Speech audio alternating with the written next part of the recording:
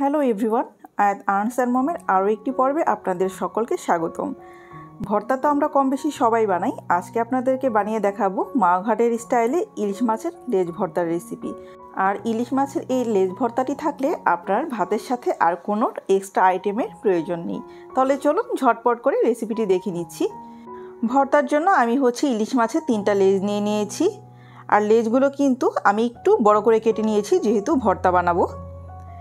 এখন দিয়ে দিচ্ছি হাফ চামচ পরিমাণে হলুদ গুঁড়ো, দিয়ে দিচ্ছি হাফ চামচ পরিমাণে লবণ।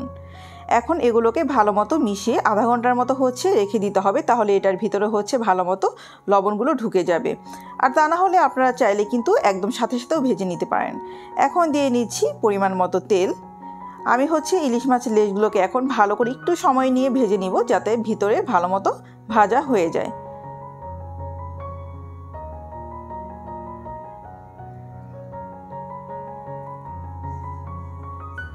এবং লেজগুলো কিন্তু ভালো করে ভেজে নেওয়ার পরে এখন তুলে নিচ্ছি।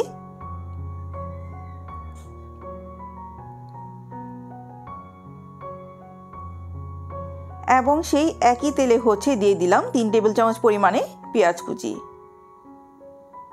পেঁয়াজগুলো আমি খুব বেশি ভেজে নেব না। যারা কাঁচা পেঁয়াজ দিয়ে খেতে পছন্দ করেন তারা কিন্তু কাঁচা পেঁয়াজটাও ইউজ করতে পারেন, কিন্তু দীর্ঘক্ষণ এটাকে সংরক্ষণ করে রাখার জন্য পেঁয়াজটাকে হালকা করে ভেজে নিলে ভর্তাটা কিন্তু অনেকক্ষণ পর্যন্ত ভালো থাকে। হালকা একটু ভেজে নেওয়ার পরে এখন একই তেলে কয়েকটা শুকনা মরিচ ভেজে নিব।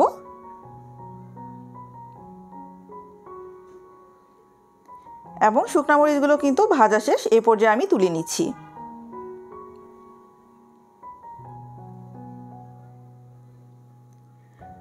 এখন সবচাইতে ইলিশ মাছের যেটা গুরুত্বপূর্ণ একটা পার্ট, ইলিশ মাছের কাঁটাগুলো অবশ্যই ভালো করে বেছে নিতে হবে। যদি কাঁটা থেকে যায় তখন কিন্তু গলায় কাঁটা বেঁধে একটা প্রবলেম হয়ে যেতে পারে, এর জন্য একটু ভালো করে বেছে নিতে হবে।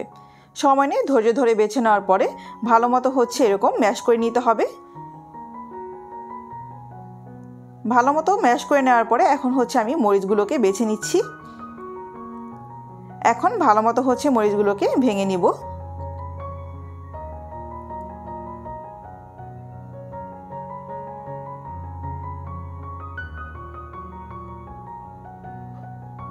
এই পর্যায়ে পেঁয়াজগুলোর সাথে ভালো মতো মাখিয়ে নিতে হবে।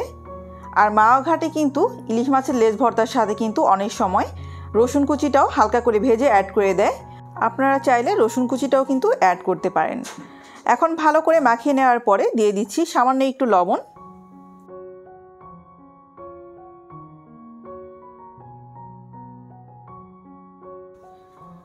এখন সব একসাথে ভালো করে মাখিয়ে নিচ্ছি। যত বেশি ভালো করে মাখানো হবে এটার টেস্টটা কিন্তু তত বেশি ভালো আসবে। এখন এ পর্যায়ে দিয়ে দিচ্ছি ধনিয়া পাতা। ধনিয়া পাতাটা কিন্তু মাস্ট অ্যাড করতে হবে, এতে করে কিন্তু খুব সুন্দর একটা ফ্লেভার আসবে।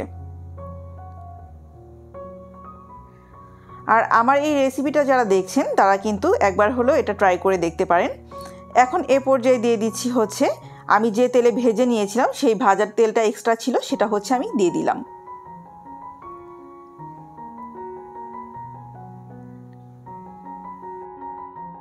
এবং সেই সাথে রেডি হয়ে গেল আমার ইলিশ মাছের লেজ ভর্তাটা। আর দেখতেই তো পেলেন লেজ ভর্তাটা কিন্তু আমি খুব সহজে বানিয়ে ফেলেছি। আর আপনারা কিন্তু চাইলে খুব সহজেই আমার এই রেসিপিটা দেখে বাসায় নিজেরাই কিন্তু বানিয়ে ফেলতে পারেন।